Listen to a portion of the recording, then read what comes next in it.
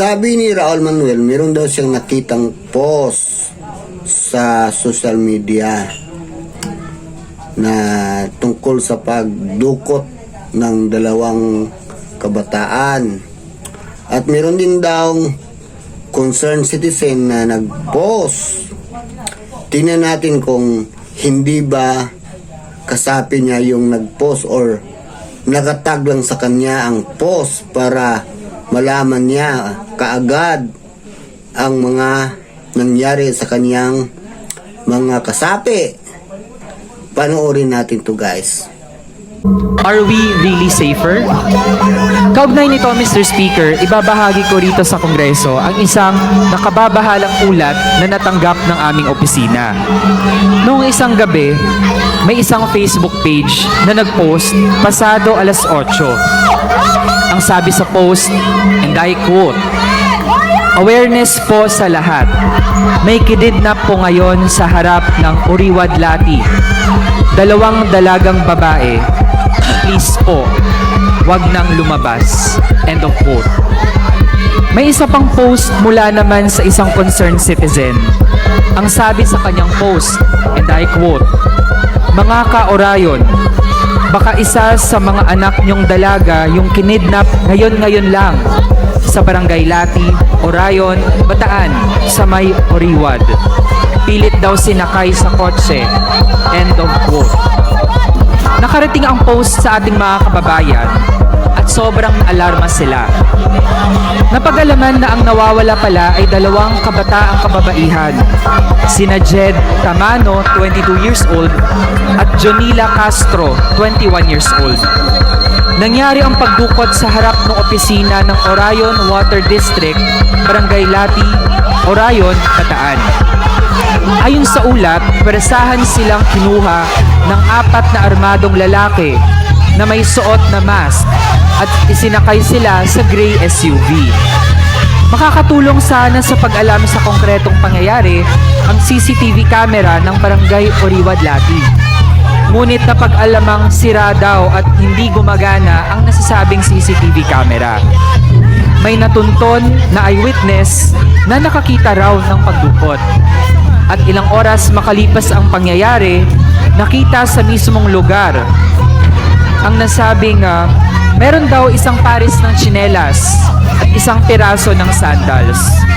Natukoy na pag-aari ni Jed at Jonila ang tsinelas at ang sandals. Sinikap silang hanapin ng mga kasamahan nila sa mga karating barangay at lumapit na rin ang mga kasamahan nila sa simbahan para magpatulong. Pero hindi pa rin sila mahanap. Bago ang malagim na insidenteng ito, may mga ulat na rin ng surveillance na isinasagawa sa dalawa.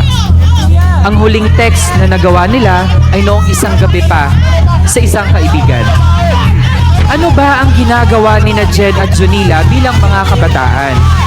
Mr. Speaker, si Jed ay program coordinator ng Church and Community Partnership Project na Turn the Tide, habang si Jonila ay community volunteer ng AKAP Manila Bay, isang advocacy network ng mga mangingisda kasama ang kabataan, taong simbahan at iba pang grupo na nais ipagtanggol ang mga komunidad na naapektuhan ng Manila Bay Reclamation. Nag-iikot sina Jed at Jonila bilang volunteers sa mga pamayanan sa coastal areas ng Bulacan at Bataan para aralin at siyasatin ang kalagayan ng reclamation-affected communities. Sina Jed at Jonila ay dating mga estudyante ng Bulacan State University.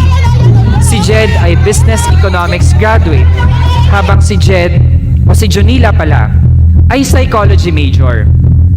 Sila ay mga huwarang iskolar ng bayan na ginamit ang kanilang talino at talento. Magpakita ngayong araw, yung lantarang pasismo ng Estado sa mga aktivistang ang tanging hangarin, ipaglaban ng yung Manila Bay.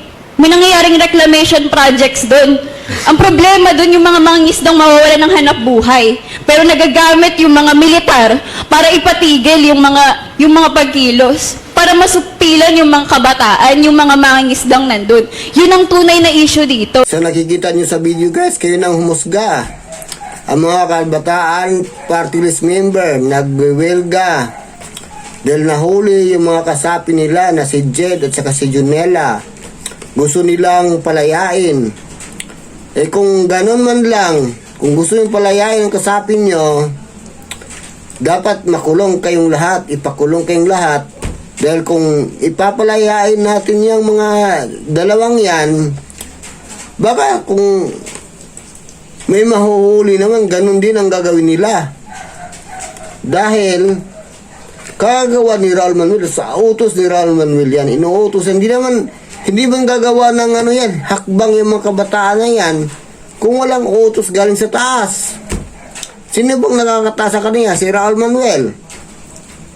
Diba? Kunwari, pabiktimipik. Kunwari, nasasaktan. Eh, sila naman nangaharas, sila naman nananakit. Eh, kung nasiko, kung nasuntok, sila pa ang galit, sila pang biktima. Ikakagawa naman nila eh. Dapat nga, pinagbabaril na yan silang lahat para matapos na maubos na lang lahat. O, diba? Yan ang dapat. Ikulong.